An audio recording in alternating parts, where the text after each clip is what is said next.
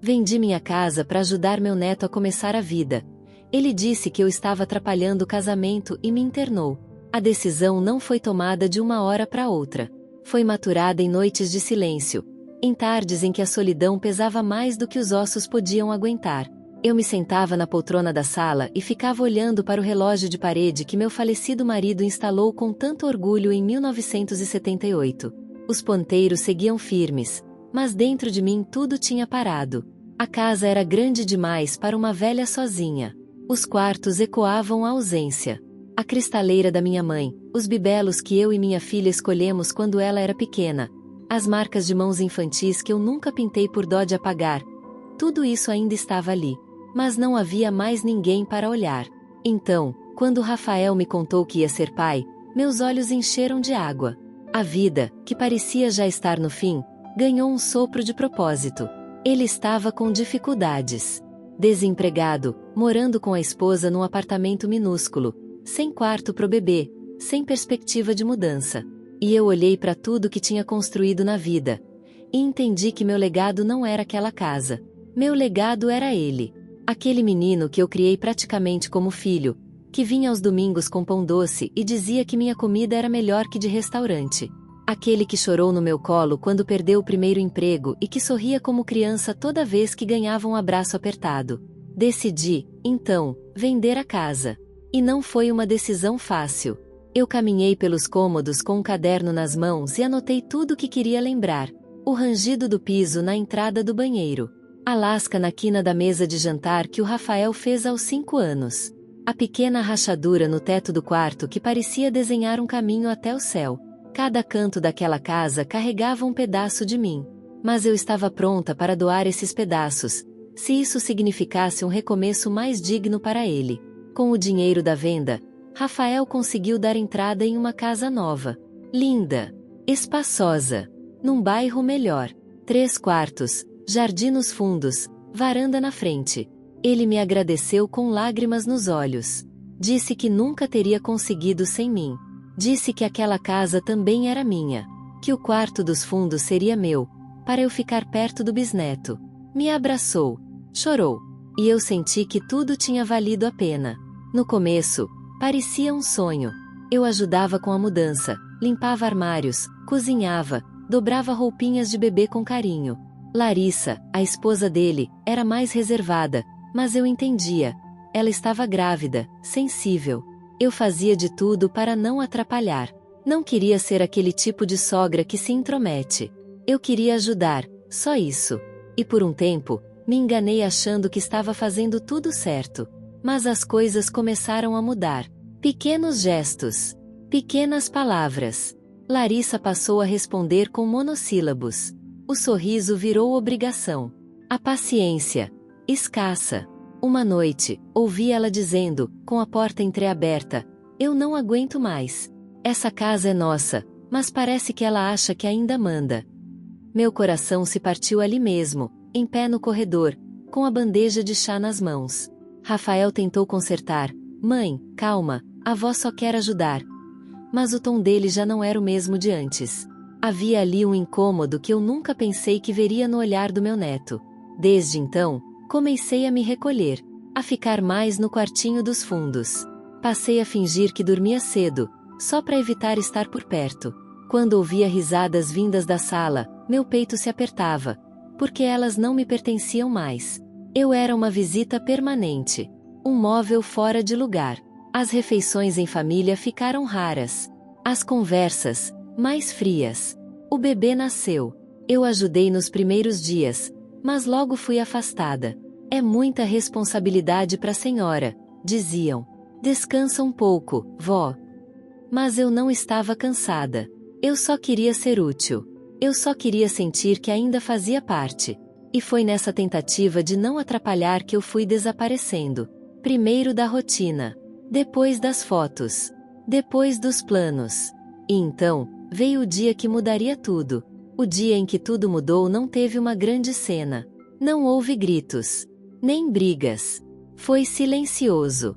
Tão silencioso que, por um tempo, eu pensei que era coisa da minha cabeça. Acordei cedo, como sempre fazia. Preparei o café.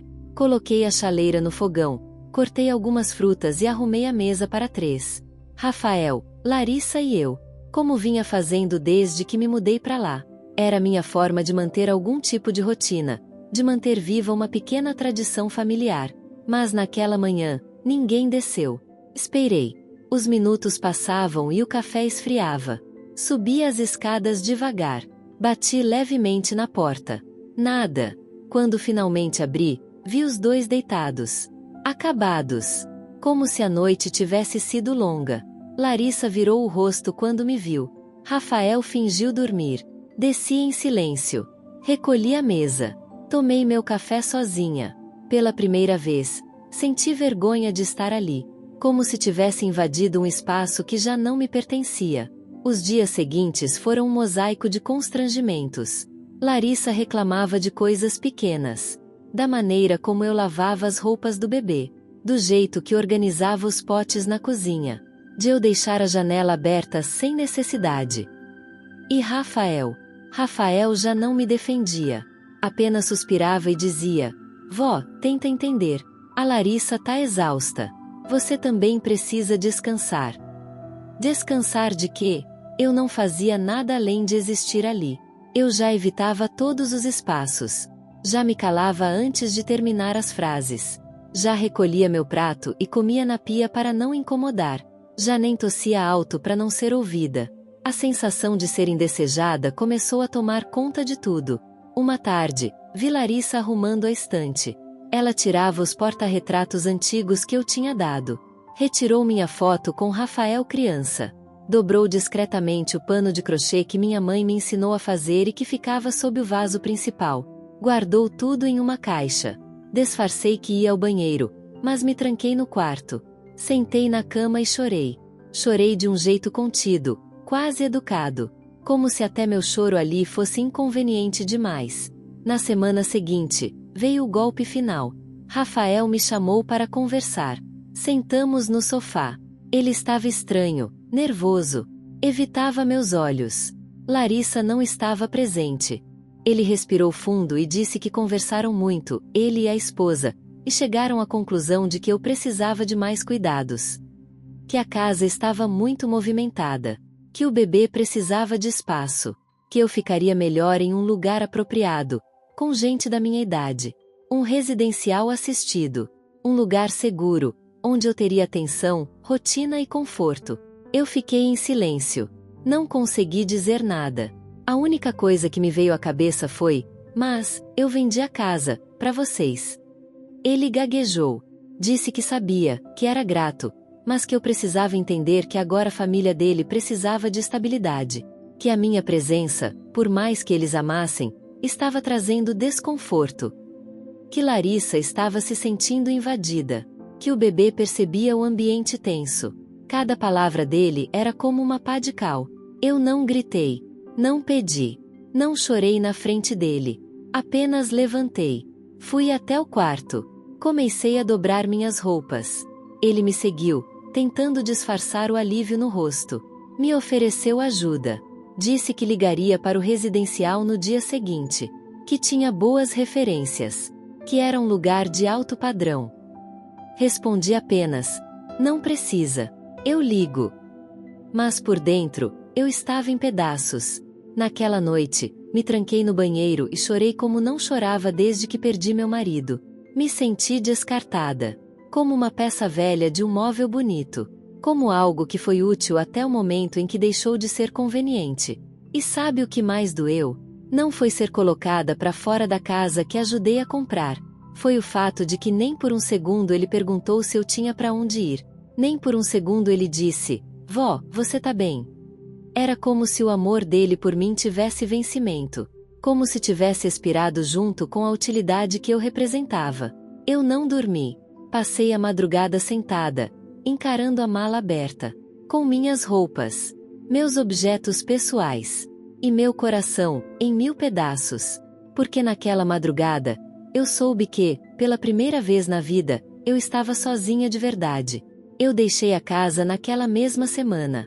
Rafael disse que poderia me levar até o residencial assistido, que já tinha marcado uma visita, mas eu agradeci e recusei. Não queria a companhia de quem me descartava com um sorriso no rosto. Fiz minhas malas sozinha. Saí cedo, antes que o bebê acordasse, antes que Larissa pudesse me olhar com aquela expressão de alívio disfarçado. Eles disseram que sentiriam minha falta, mas não houve nenhum abraço demorado, nenhum me avisa se precisar de algo.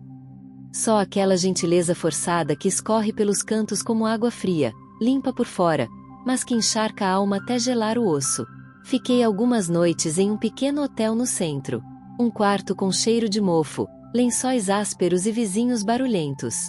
Mas ali, pelo menos, eu podia existir em paz. Era estranho não ouvir o choro do bebê, não esbarrar em Larissa na cozinha, não me preocupar em ocupar espaço. Mas ao mesmo tempo, havia um silêncio que gritava. Era como se cada minuto me lembrasse que eu não tinha mais lar, não tinha mais ninguém. Comecei a procurar alternativas.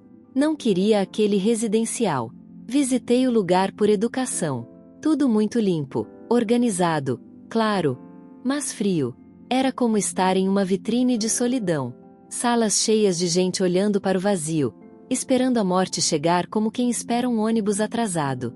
A coordenadora me mostrava o refeitório com orgulho, dizia que havia bingo às quartas e música ao vivo uma vez por mês.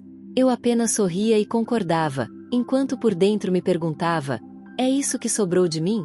Um quarto com uma cama de solteiro e uma TV de tubo? Uma prateleira para colocar as fotos que meus netos talvez nunca venham ver? Na saída, deixei claro que pensaria. Ela sorriu, me deu um panfleto. É um lugar seguro, Dona Marina, ela disse.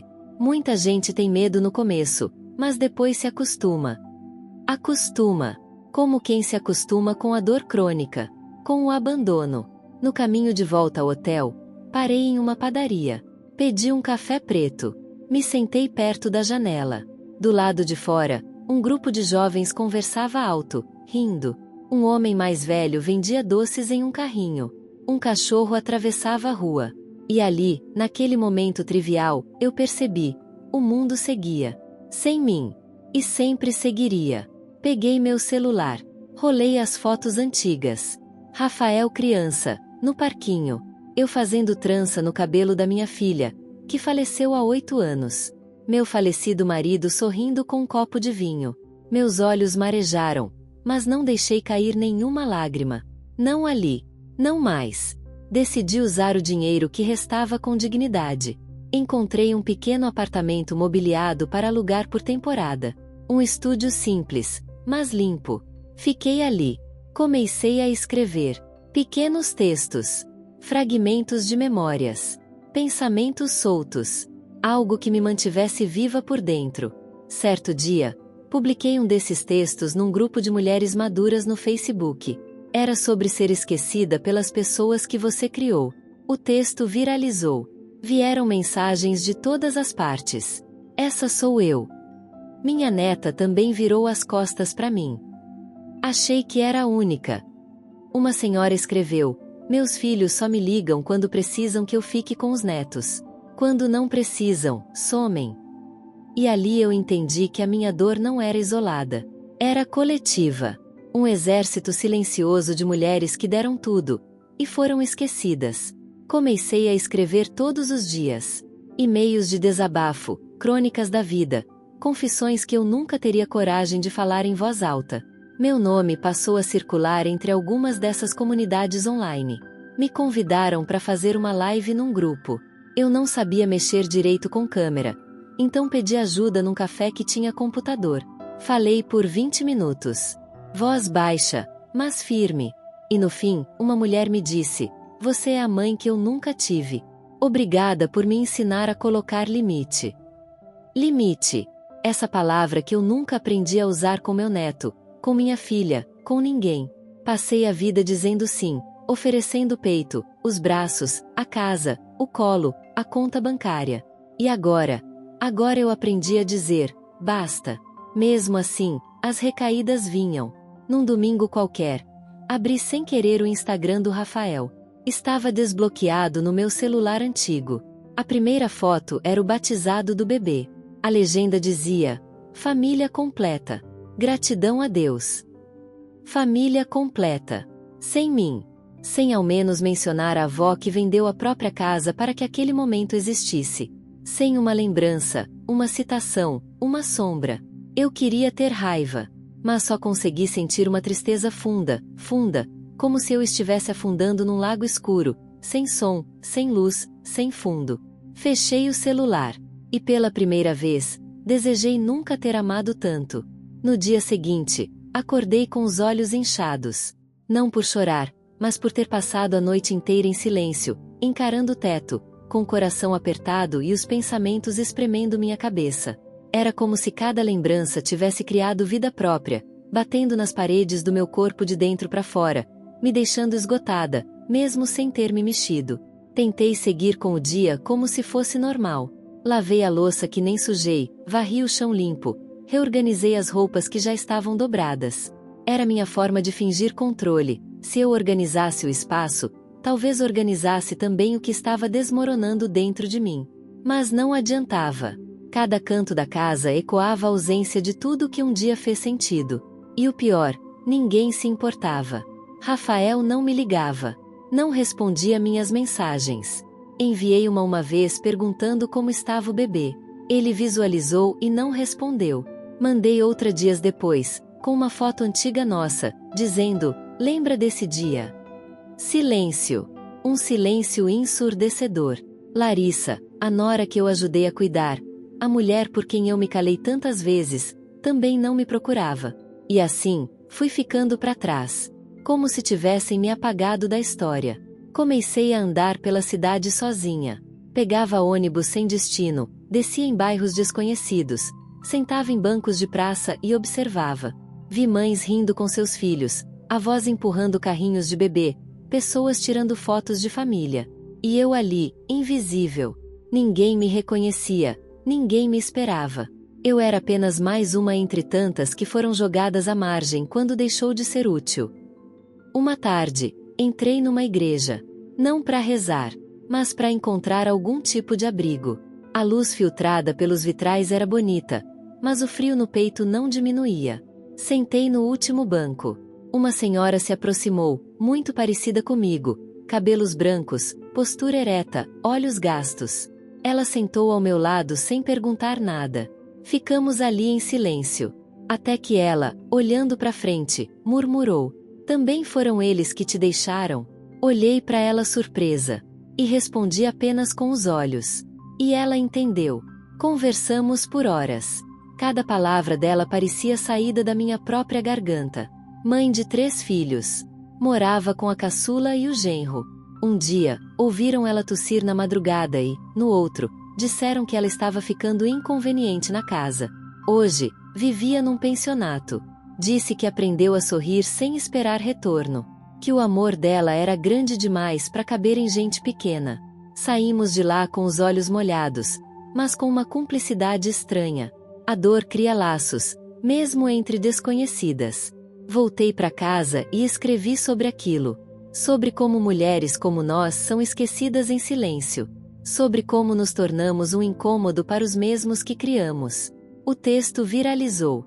Recebi mensagens de pessoas que disseram: você está escrevendo minha vida.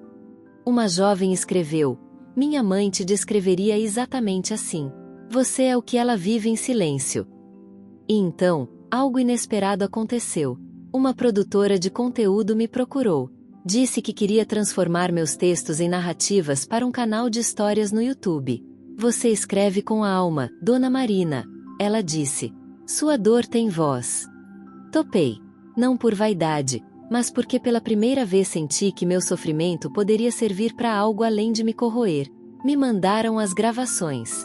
Ouvi minha própria história narrada com uma voz suave, triste, humana. Era como me ouvir por fora. Chorei o vídeo inteiro. Nos comentários, centenas de mulheres compartilhavam seus relatos. Histórias de abandono, de netos ingratos, de filhos que desapareceram depois que cresceram. A solidão era coletiva, e naquele espaço, ela ganhava corpo, nome, eco. E mesmo assim, mesmo com toda essa troca, havia um buraco que nada preenchia. Era o buraco de ter sido esquecida por quem você esperou a vida inteira. O buraco que nenhuma curtida, nenhum comentário, nenhum elogio pode tapar. Porque a verdade, cruel e dura, é que a dor de ser deixada para trás não se resolve com visibilidade. Ela só muda de forma. Continua latejando no silêncio do quarto, no prato posto para um que não vem, na notificação que nunca chega. E em mais uma noite de insônia, me peguei digitando o nome do Rafael de novo. Entrei no perfil. Lá estava ele, feliz. Larissa sorrindo. O bebê no colo. Uma legenda. A melhor fase da vida. Como se eu nunca tivesse existido. Como se eu não tivesse sido a ponte para que eles chegassem ali. Uma ponte que eles atravessaram e logo depois queimaram. Desliguei o celular. E pela primeira vez, me perguntei se era amor mesmo que eu sentia. Ou apenas o vício em ser necessária. Depois daquela noite, as paredes da minha casa pareciam estar mais próximas. O silêncio ficou mais pesado, mais denso, mais cruel. Era como se até as coisas ao meu redor tivessem me julgado.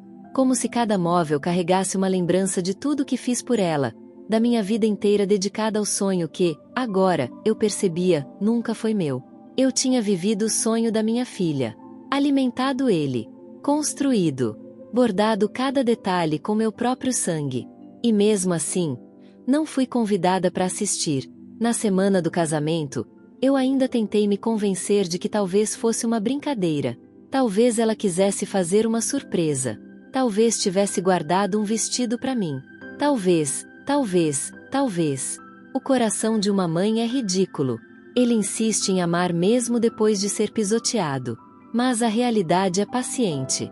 Ela sempre volta para nos empurrar contra o chão. Na sexta-feira anterior ao casamento, bati na porta dela. Ela mesma abriu. Estava com os cabelos presos de um jeito que só fazia nos dias especiais. Cheirosa. Rindo no telefone.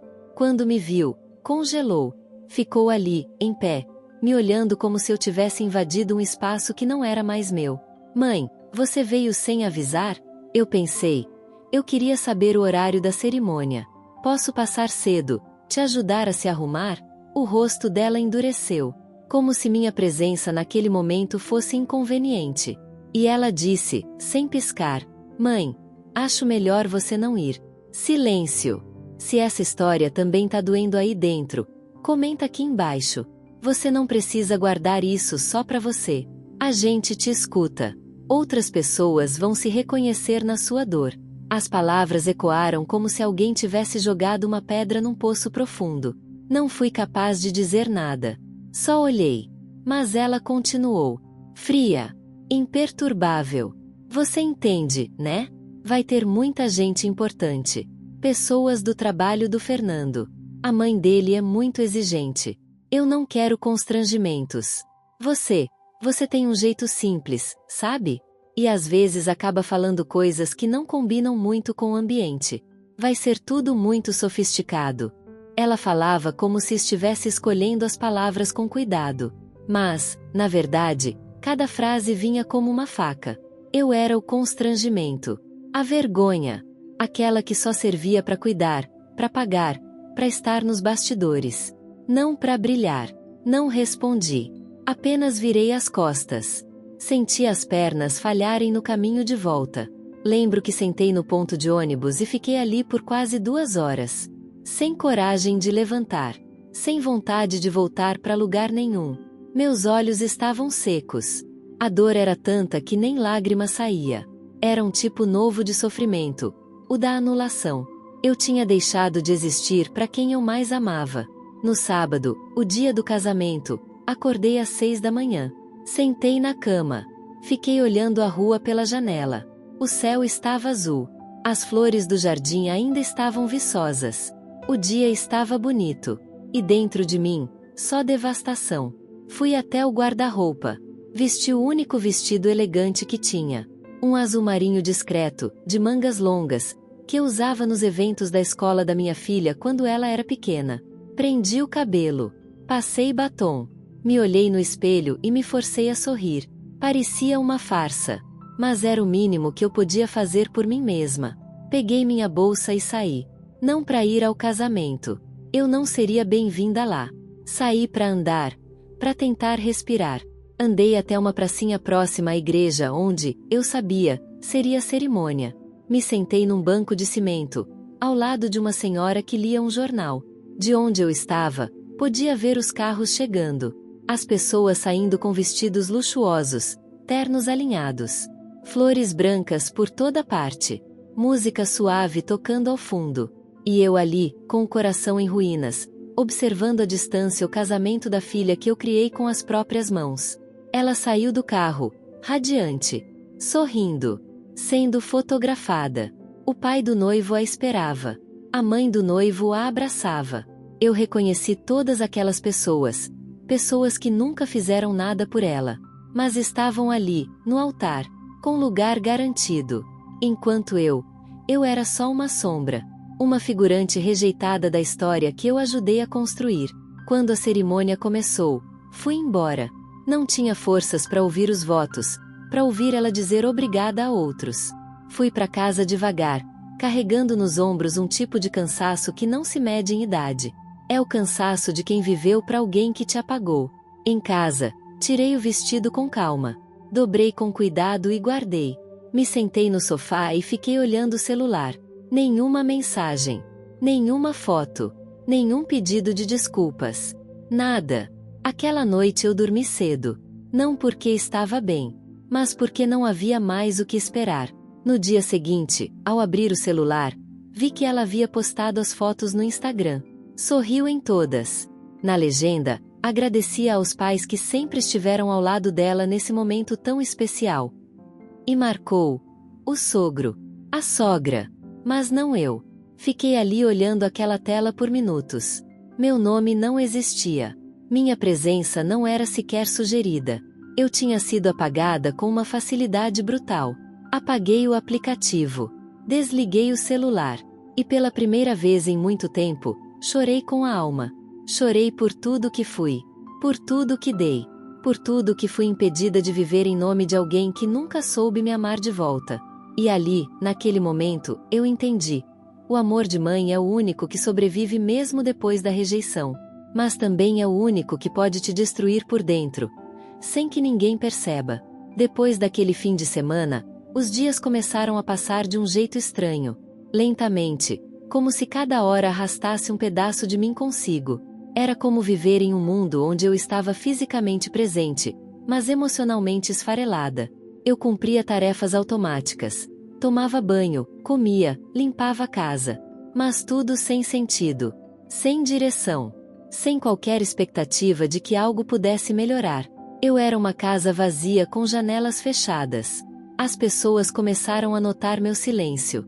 No supermercado, a atendente perguntou por que eu andava tão calada. No ônibus, uma senhora me ofereceu um bombom para adoçar a vida. Eu só sorri e agradeci. Se eu dissesse que minha filha tinha me cortado do próprio casamento por vergonha, elas não saberiam o que responder. Porque ninguém está preparado para ouvir que o amor de mãe pode ser rejeitado como se fosse um fardo. Uma tarde, resolvi visitar a casa da minha filha. Eu queria devolver umas caixas antigas com cadernos da escola, desenhos, cartas que ela me escreveu quando era pequena. Achei que ela gostaria de guardar aquilo agora que tinha sua própria família. Toquei a campainha com as mãos tremendo, o coração batendo devagar, como se adivinhasse o que viria. Ela atendeu com uma expressão assustada.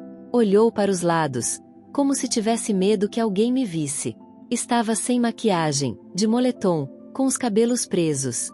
Uma versão completamente diferente daquela que eu vi nas fotos da festa. Mãe, o que você tá fazendo aqui? Só vim deixar umas coisas suas.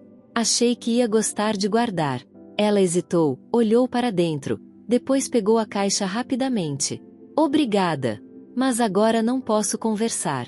Fernando tá chegando e... Bom, ele prefere que eu evite assuntos da minha família por enquanto. Eu fiquei ali parada, olhando para ela com um nó na garganta. Da sua família? Mãe, eu quis dizer, do passado. É só que, é muita coisa acontecendo. Não quero misturar. Ela fechou o portão sem dizer mais nada. Nem um abraço. Nem um entra um pouquinho. E eu fiquei ali, em pé, sentindo como se tivesse sido empurrada de novo para fora. Não só da festa, mas da vida dela. Voltei para casa e sentei no chão da sala. Espalhei aquelas lembranças em volta de mim. os desenhos, os bilhetes, os cadernos rabiscados com mamãe, te amo, e chorei. Chorei como uma criança perdida. Porque ali, entre aquelas folhas, estava tudo que eu fui para ela. Tudo o que ela apagou. Comecei a ter dificuldades para dormir. Acordava de madrugada com o coração acelerado, a boca seca, os olhos marejados.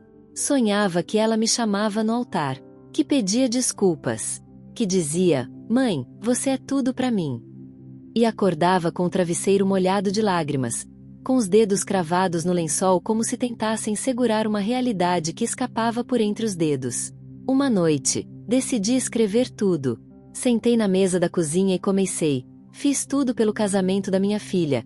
Ela disse que eu envergonhava a família e me cortou da festa.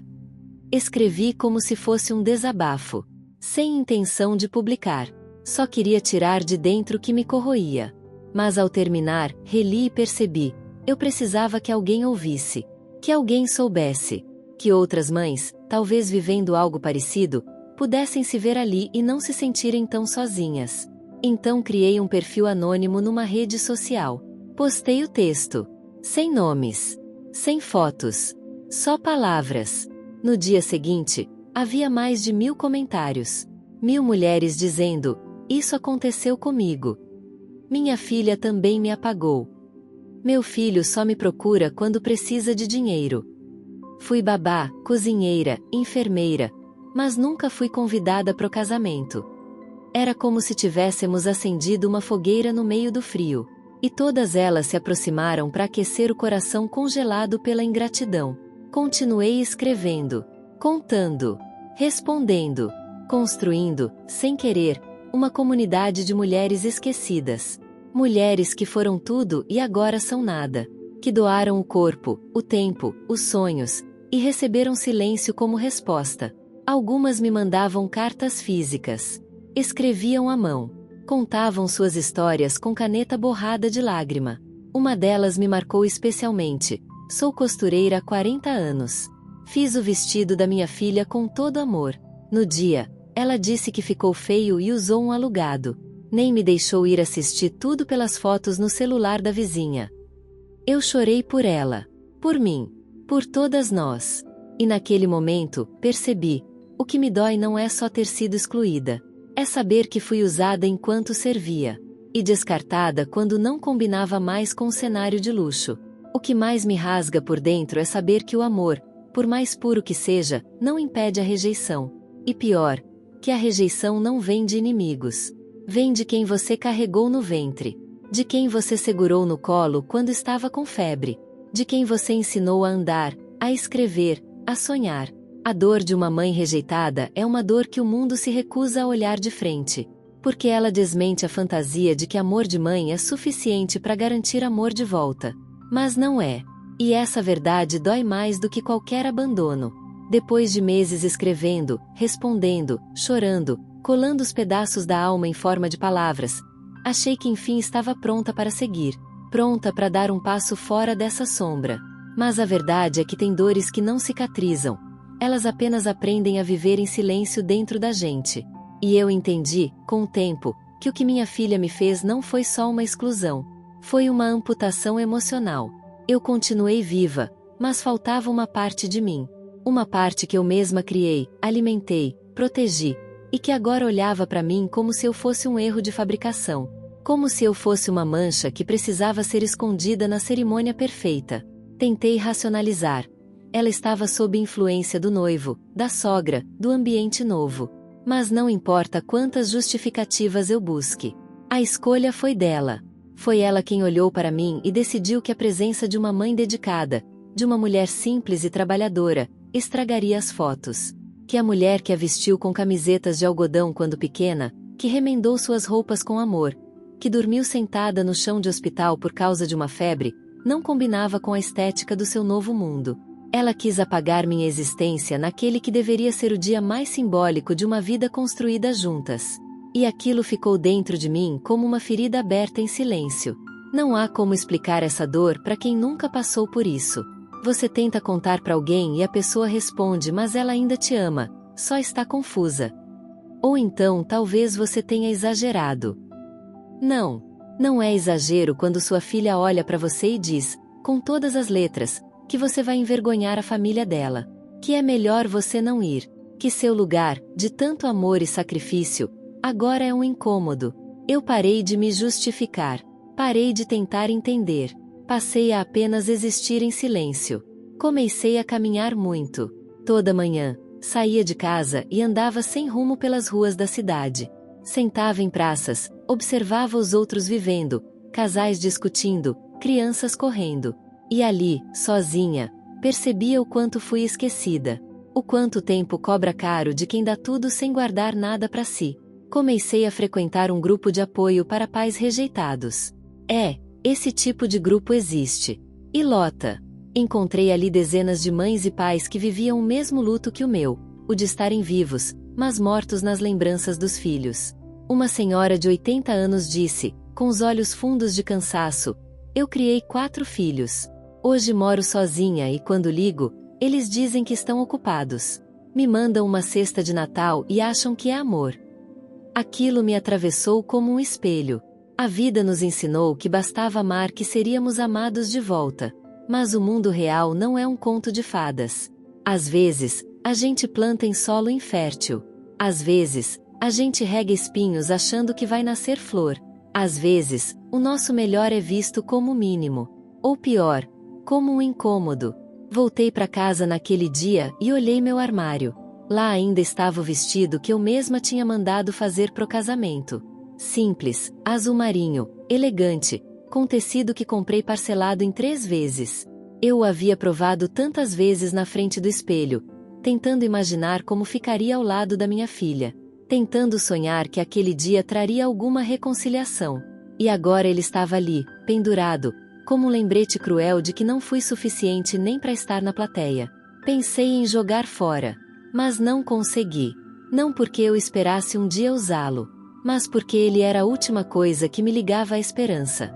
E mesmo decepcionada, mesmo partida, eu ainda sentia saudade de esperar. Uma noite, fui até a casa da minha filha de novo. Não toquei a campainha. Só fiquei do outro lado da rua, observando. Vi ela sair com o marido, arrumada, apressada, sorrindo. Ninguém imagina a dor que é ver um filho sorrindo. Sem você. Ver que ele é feliz, ou pelo menos parece, sem a sua presença, sem a sua voz, sem lembrar que você existe. Dói, e ao mesmo tempo dá um tipo estranho de paz. Porque ali eu entendi que ela não precisava mais de mim. E talvez nunca mais precisasse. E eu tinha que aprender a viver com isso. Naquela mesma semana, recebi pelo correio um álbum de fotos do casamento. Sem remetente. Sem bilhete. Só as fotos. Não fui incluída em nenhuma. Nenhuma. Nenhuma imagem minha na infância dela. Nenhum retrato meu em preto e branco, como homenagem. Era como se ela tivesse nascido adulta, noiva, perfeita. Como se eu tivesse sido um fantasma, uma barriga de aluguel emocional, uma serviçal da memória. Fechei o álbum, abracei o próprio corpo e chorei pela última vez. Não que a dor tivesse acabado, mas porque entendi que precisava deixá-la existir. Eu não ia mais lutar contra o luto. Ia acolher. Ia deixar ele andar ao meu lado. Porque o amor que eu dei, mesmo que não seja lembrado, foi verdadeiro. Foi inteiro. E isso ninguém pode me tirar. Hoje, eu não espero mais um pedido de desculpas. Não espero que ela me ligue. Não espero flores no Dia das Mães. Nem um te amo nos aniversários.